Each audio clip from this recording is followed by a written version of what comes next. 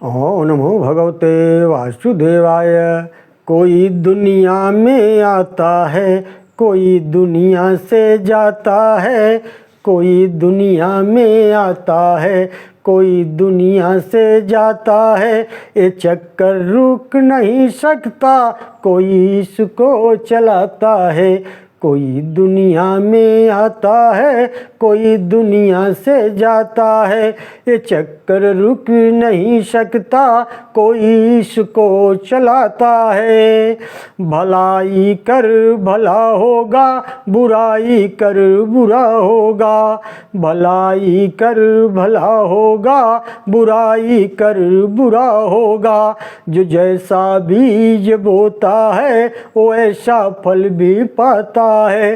कोई दुनिया में आता है, कोई दुनिया से जाता है।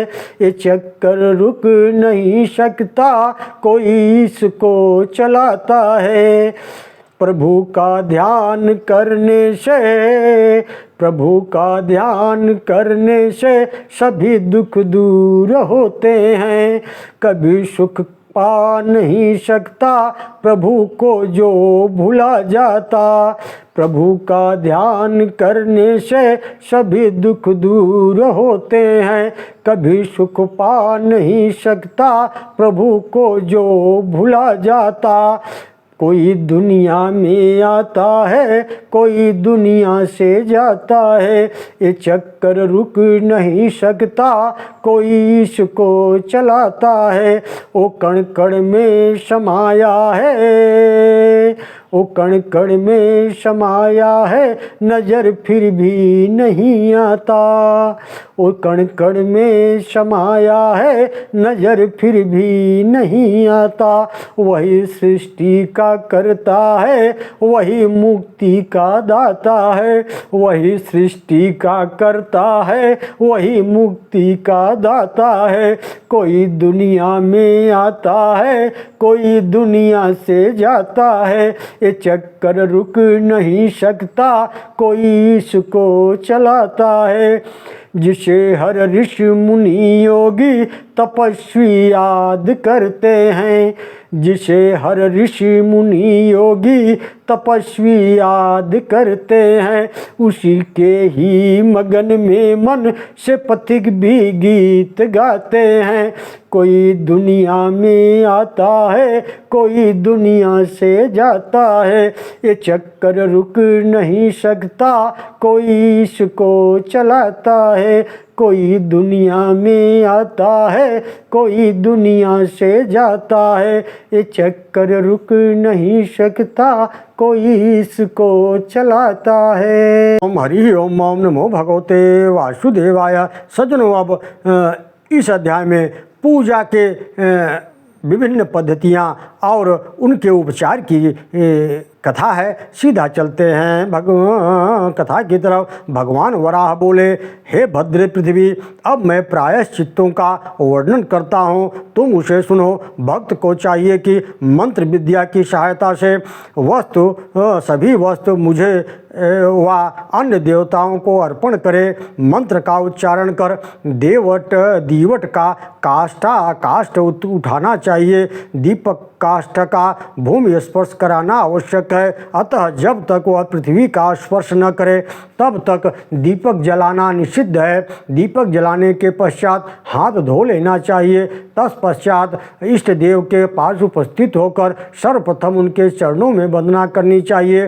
फिर आगे मंत्र भाव से भगवान को दंत धावन देना चाहिए और यह कहना चाहिए कि भगवान, आपके द्वारा सूर्य का तेज भी कुंठित रहता है। आप अनादि अनंत सर्वस्वरूप हैं। यह दंत धावन आप स्वीकार कीजिए।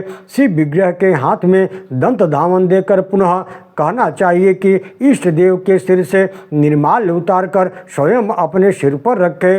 इसके बाद जल से हाथ को शुद्ध करके मुख प्रक्षालन आदि कर्म करना चाहिए। फिर शुद्ध जल से इष्ट देवता के मुख का प्रक्षालन करें। इस मंत्र से पूजा करके संसार में मुक्त हो जाता है। भगवान आत्म विष्णु स्वरूप इस जल को ग्रहण करें। जल द्वारा देवताओं ने भी सदा अपना मुख धोया है। फिर पंचरात्र मंत्र द्वारा सुंदर चंदन धूप दीप नैवेद्य अर्पण करना चाहिए। इसके बाद हाथ में पुष्पांजलि लेकर प्रार्थना करें। भगवान, आप भक्तों पर कृपा करने वाले हैं, आप नारायण को मेरा नमस्कार है। भगवान, आपकी कृपा से मंत्र के जानने वाले यज्ञ करने में सफल होते हैं। प्राणियों की सृष्टि आपकी कृपा से होती है।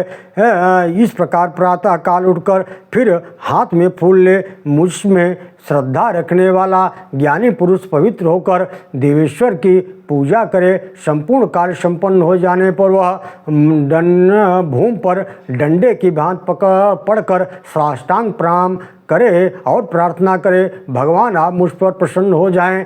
सिर पर अंजलि रखकर प्रार्थना करनी चाहिए। भगवान, शास्त्रों के प्रभाव से आपकी जानकारी प्राप्त हो जाने पर साधक की आपको पाने की इच्छा चेष्टा होती है, आप उसे प्राप्त हो जाते हैं। योगियों को भी आपकी कृपा से ही मुक्ति सुलभ हुई है, अतएव मैं भी आपके उपासना का कार्य करने में संलग्न हो गया हूँ। आपकी शास्त्रीय आज्ञा का मैंने संपादन किया है, आप मुझ पर प्रसन्न हो जाएं। ओम नमो भगवते वासुदेवाय। मेरा भक्त कोई भी क्रिया उतावलेपन से न करे। भक्ति में दृढ़ आस्था रखने वाला पुरुष घृत तथा तेल से मेरा अभ्यंजन करे। प्रेम के साथ मैं यह कहे कि प्रेम के साथ मैं स्निग्ध पदार्थ लेकर आपको अपने हाथ से अर्पण कर रहा हूँ। इसके फलस्वरूप संपूर्ण लोकों में मुझे आत्मसिद्धि प्राप्त हो। आपको मेरा बारंबार नमस्कार है। मेरे मुख से जो अनुचित बात निकल गई है उसे क्षमा कीजिए। इस प्रकार कहते हुए सर्वप्रथम मेरे मस्तक पर स्नेह पदार्थ तेल या घी लगाना चाहिए। पहले उसे मेरे दाहिने अंग में लगाकर फिर बाएं अंग में लगाए। इसके बाद पीठ में लगाकर कट भाग में लगाने की विधि है। इस प्रकार चंदन सुगंध युक्त पदार्थ एवं माला आदि अर्पण करके पूजन करने का विधान है। कर्म में श्रद्धा रखने वाला कर्मशील पुरुष मेरी अर्चना करके और पुष्पांजलि दे। हे अच्युत, ये समयानुसार जल में तथा स्थल में उत्पन्न होने वाले पवित्र पुष्प हैं। संसार में मेरा उद्धार हो जाए, इसलिए यह पुष्प आप स्वीकार कीजिए, इसे स्वीकार कीजिए। इस प्रकार मेरे भागवत संप्रदायोक्त विधि का पालन करते हुए मेरी अर्चना करने के पश्चात मुझे सुगंध द्रव्य से बना हुआ धूप देना चाहिए। इस प्रकार माला, चंदन, अनुलेपन आदि सामग्रियों से पूजा करके रेशमी स्वच्छ वस्त्र जिसका कुछ भाग पीले रंग का हो निवेदित करना चाहिए।